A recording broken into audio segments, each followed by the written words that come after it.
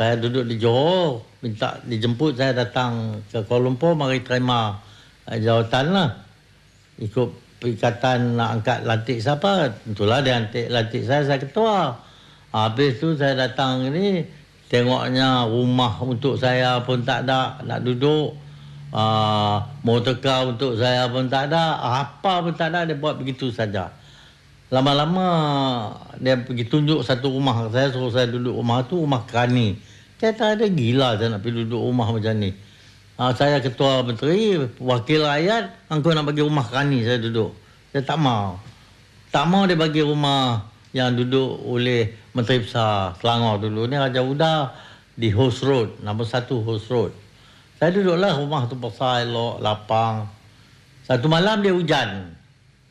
Hujan dia tirih turun habis. Saya basah tempat tidur, pindah tempat tidur sana, pindah ke sini, tak terlepas daripada hujan juga. Di malam tu juga saya sumpah.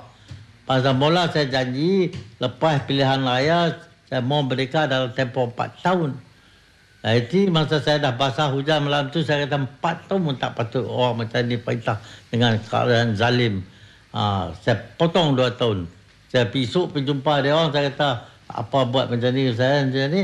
Lah ni saya janji nak tuntut merdeka 4 tahun, sekarang saya potong pula 2 tahun, jadi 2 tahun saya mau merdeka. Jadi itulah yang kita tuntut merdeka pada tahun 57.